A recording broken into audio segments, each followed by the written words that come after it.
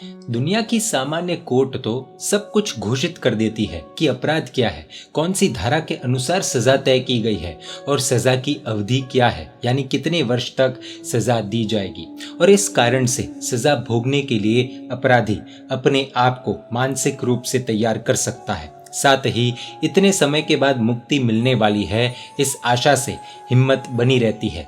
कर्मसत्ता की कोर्ट तो ऐसा कुछ बताती ही नहीं है, तो फिर कितना सहन करना? इस प्रश्न के उत्तर में पूज्य श्री क्या कहते हैं, आइए जानने का प्रयास करते हैं। प्रस्तुत है जेलर पुस्तक का एपिसोड 18।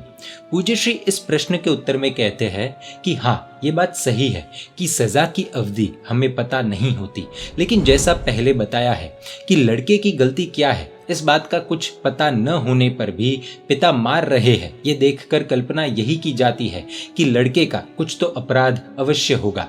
उसी प्रकार सजा होने पर सामान्य रूप से अपराध की कल्पना ही करनी चाहिए, और ऐसी कल्पना करने से मन सजा के लिए तैयार हो सकता है। दूसरी बात यह है कि सजा की अवधि हमें बताई नहीं जाती है, परंतु अवधि पूर्ण होने पर हमें दुखों से मुक्ति मिल ही जाती है। जो जेलर प्रतिदिन सुबह होते ही सख्ती से कैदी के पास मजदूरी करवाता है, उसी जेलर का व्यवहार सजा पूरी होते ही बदल जाता है। वह सम्मान पूर्वक कैदी को मुक्त कर देता है। कर्मसत्ता के न्यायालय का जेलर भी ऐसा ही करता है। पवनंजय बारात लेकर अंजना सुंदरी से विवाह करने आए। विवाह के पूर्व रात के समय भावी पत्नी का सौंदर्य कैसा है, यह देखने की उत्सुकता ने मन में जन्म लिया। मित्र प्रहसित के साथ गुप्त वेश में रात्रि के समय अंजना के महल पर पहुंचे। अंजना का अनुपम सौंदर्य देखकर मुग्ध हो गए। अंजना की सखियां हंसी मजाक कर रही थी। बात ऐसी थी कि अंजना के माता पिता के समक्ष दो राजकुमारों के प्रस्ताव आए थे, एक पवनंजय का और दूसरा विद्युत प्रभ का। विद्युत प्रभ चरम शरीरी है, यानी उसका अंतिम भव है, यहाँ से सीधा मोक्ष, और चरम शरीरी होने के कारण महागुणवान हो यह स्वाभाविक है। परंतु आयुष्य कम होने के कारण अंजना का विवाह पवनंजय के साथ निश्चित हुआ। पवनंजय भी गुणवान एवं पराक्रमी ही है। सखिया अंजना को चिढ़ाने के हेतु से अंजना सुन सके उस प्रकार आपस में बातें कर रही है कि दीर्घ आयुष्य न हो तो क्या हुआ, चरम शरीरी तो चरम शरीरी है, उसी के साथ जीवन जोड़ना चाहिए इत्यादि। छद्म वेश में आए हुए पवनंजय ने यह सब सुना। आर्य सन्नारी की मर्यादाओं से वह अनजान नहीं है। ऐसे प्रसंगों पर मौन ही आर्य नारी का उचित प्रतिभाव है। ऐसा जानने वाले पवनंजय के लिए अंजना के मौन पर बुरा मानने की या उसके विषय में गलत सोचने की आवश्यकता ही नहीं थी, परंतु कर्मसत्ता अंजना को सजा करना चाहती थी, और इसी कारण से विचक्षण स्नेहशील पवनंजय के मन में गलत विचार जगाया कि अंजना मेरे पक्ष में कुछ बोलती नहीं है, सखियों को रोकती भी नहीं है, अवश्य विद्युत प्रभ से स्नेह करती होगी, और परिणाम प्रथम रात्रि से ही सजा आरंभ हो गई। पवनंजय ने अंजना का त्याग कर दिया। अंजना तो महासती थी, पति के विरह में श्रृंगार का त्याग कर दिया। व्यथा सहते सहते काया कृश बनती गई, शरीर दुबला पतला होता गया, परंतु स्वकर्म का ही दोष देखकर पवनंजय के प्रति हृदय में जो स्नेह था उसे अविचल बना रखा। कभी भी पवनंजय के प्रति द्वेष या दुर्भाव को आने नहीं दिया। 22 वर्ष बीत गए, परंतु पवनंजय के अलावा किसी अन्य पुरुष का मन में विचार भी नहीं किया। एक दिन जब पवनंजय युद्ध के लिए प्रयाण कर रहे थे, तब प्रेम पूर्वक शुभकामना अर्पित करने के लिए उनके चरणों में झुकी। ऐसे समय भी एक प्रेम पूर्ण दृष्टि से अंजना को देखने के बदले भारी तिरस्कार पूर्वक उन्हें अपमानित कर दिया।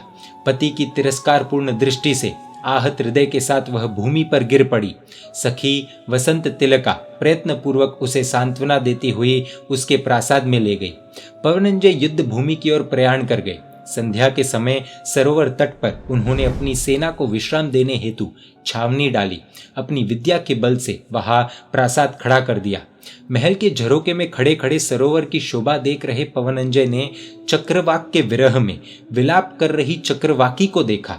दिन के 12 घंटे तो दोनों साथ थे, रात्रि के केवल 12 घंटे के वियोग की भी ऐसी वेदना, और अचानक पवनंजय के मन में अंजना का स्मरण हो गया। आज तक अंजना के प्रति जो दुर्भाव उनके मन में थे, अपने आप खत्म हो गए। 22 साल का विरह, अंजना की क्या स्थिति हुई होगी।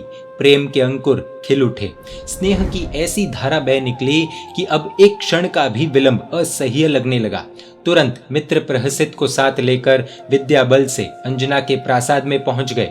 यहाँ पर जरा गहराई से सोचे कि चक्रवाकी की व्यथा और उसके विलाप को देखकर आज तक के पूर्वग्रह यानी पहले से की गई धारणा और तिरस्कार के अनुसार तो स्वाभाविक रूप से पवनंजय के मन में ऐसे विचार आने चाहिए थे कि चक्रवाकी का अपने साथी के प्रति एक कैसा गहन अनुराग कि केवल रात का विरह भी उसके लिए असह्य हो जाता है।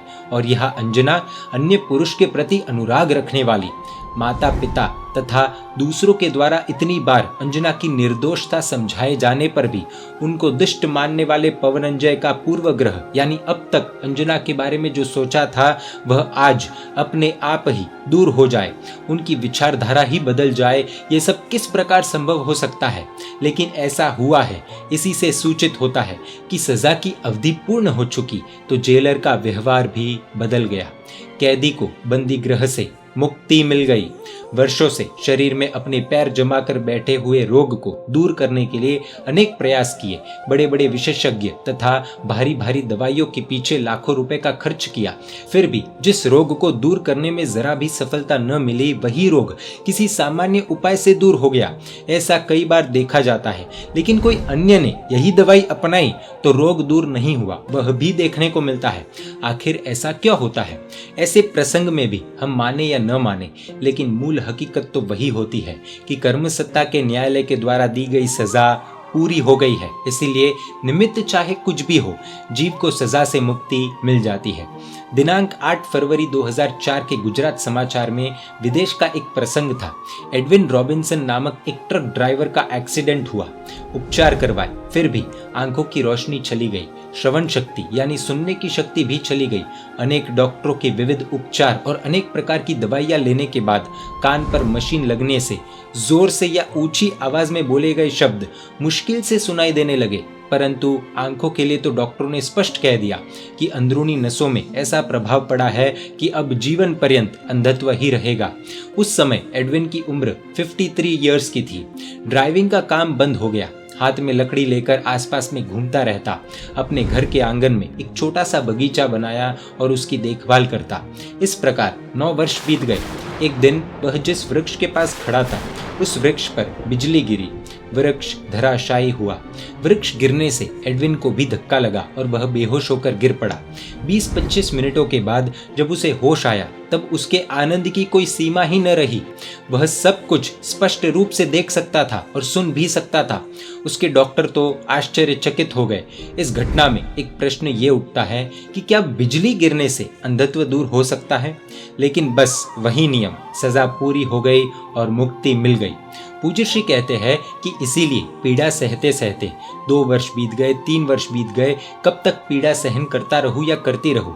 इस प्रकार का क्षोभ और संताप मन में जागने लगे, मन व्याकुल हो उठे, तब जीव को यानी खुद को समझाना चाहिए कि हे जीव, क्यों अधीर होता है? सजा की अवधि पूर्ण होते ही मुक्ति मिल जाएगी। कभी भारी अपराध के कारण सजा लंबी हो तो जीवन पर्यंत भी सजा भोगनी पड़ती है। ऐसी दशा में भी व्याकुल नहीं होना है, अधीर नहीं होना है, मन को शांत रखना है।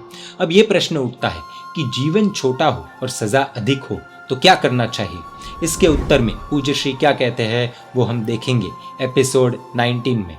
Jailer book is now available in 6 languages: English, Hindi, Kannada, Tamil, Marathi, Gujarati. इस life changing motivational inspirational jailer book को hridayodgar.com वेबसाइट से प्राप्त कर सकते हैं। www.hrudayodgar.com। फीडबैक के लिए या अधिक जानकारी के लिए इस ईमेल पर अथवा इस कॉन्टैक्ट नंबर पर भी संपर्क कर सकते हैं। जैन मीडिया पर ऐसे वीडियोस आते रहेंगे। देखने के लिए आपको Jain media YouTube channel subscribe कर नोटिफिकेशंस के लिए बेल आइकन प्रेस करना होगा। आप हमें फेसबुक और इंस्टाग्राम पर भी फॉलो कर सकते हैं। परमात्मा के आज्ञा विरुद्ध कुछ भी कहा हो तो मिच्छामि दुक्कडम। जय जिन शासन, जय महावीर।